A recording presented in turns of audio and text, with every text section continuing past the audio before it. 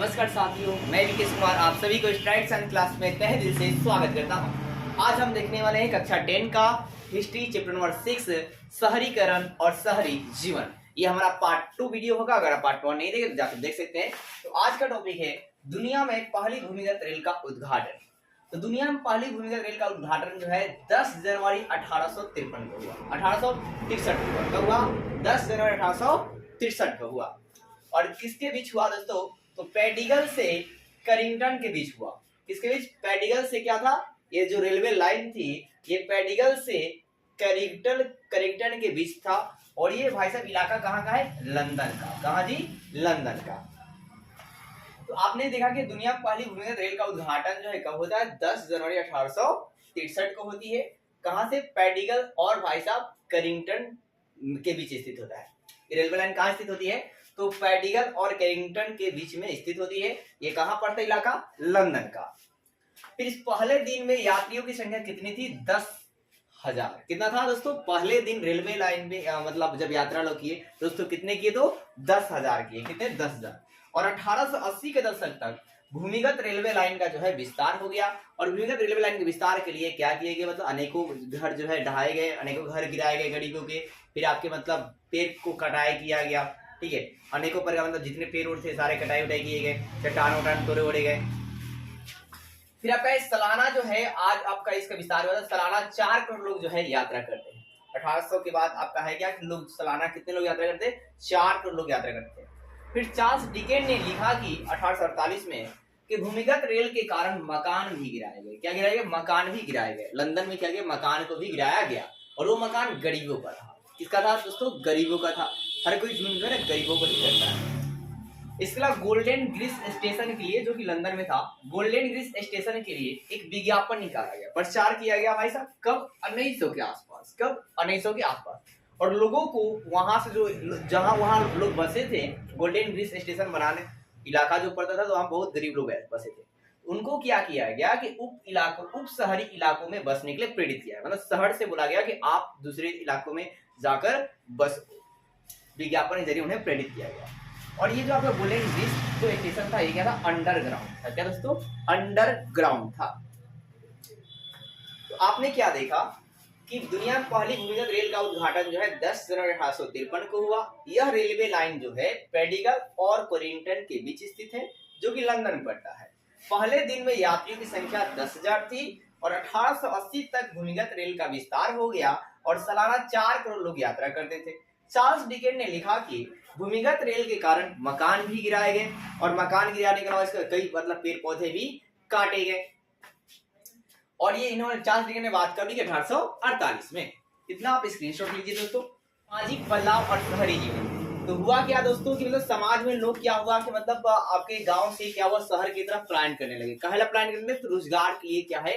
पलायन करने लगे। जब उनके इलाके में रोजगार नहीं मिले तो क्या होता है? तो वो पलायन कर जाते। कहाँ? शहर में।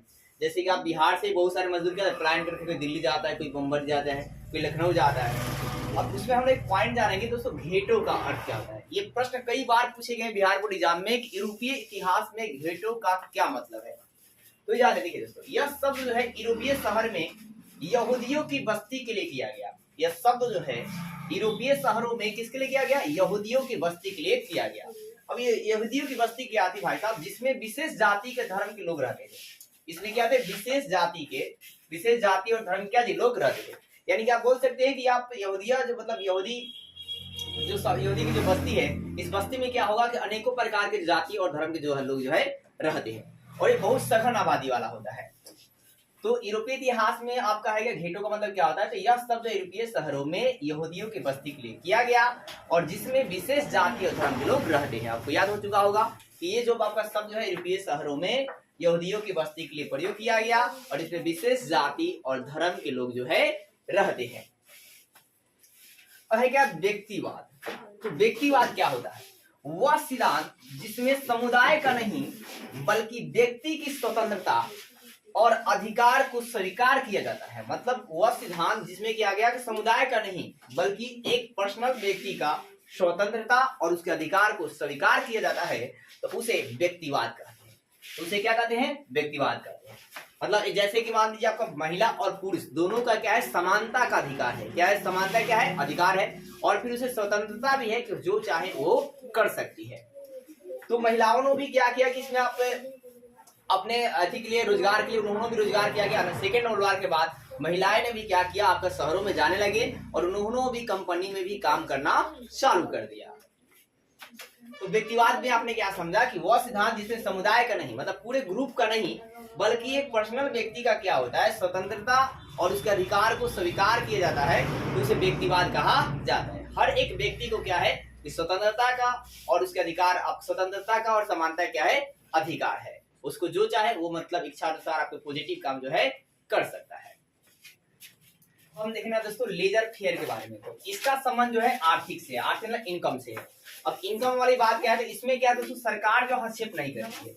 आपका लेजर फेयर में सरकार क्या हस्तक्षेप नहीं करेगी और पूंजीपति को पूरी स्वतंत्रता है। वो जो चाहेगा, मतलब मालिक जो है, पूंजीपति जो है कंपनी के, वो जो चाहेंगे वो करेंगे। मजदूरों को अगर वेतन कम करना हो तो कम करेंगे, ज्यादा करना होगा तो ज्यादा करेंगे। और इसमें सरकार जो हस्तक्षेप जो है नहीं करती है। इसका प्रभाव इंग्लैंड के कहां पड़ा, राजनीतिक पर पड़ा। तो पूंजीपतियों का जो प्रभाव जो है विशेष रूप से कहां पड़ा, इंग्लैंड के का राजनीतिक पर पड़ा।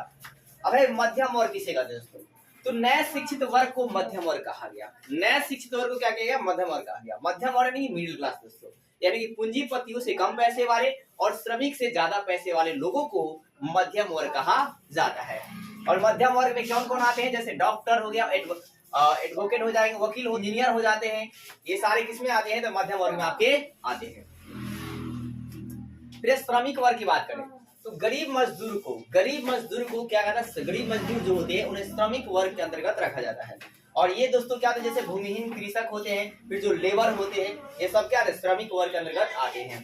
और दोस्तों है क्या, औद्योगिक नगरों में, औद्योगिक नगर जैसे मैनचेस्टर और लंकाशायर में क्या होता है दोस्तों, श्रमिक वर्गों की संख्या क्या होती है, ज्यादा होती है। क्योंकि ये औद्योगिक क्षेत्रों में क्या करते हैं, काम करने के लिए रोजगार की तलाश में जाते हैं और वो अपना भरण पोषण जो है रोजगार की सहायता से करते हैं।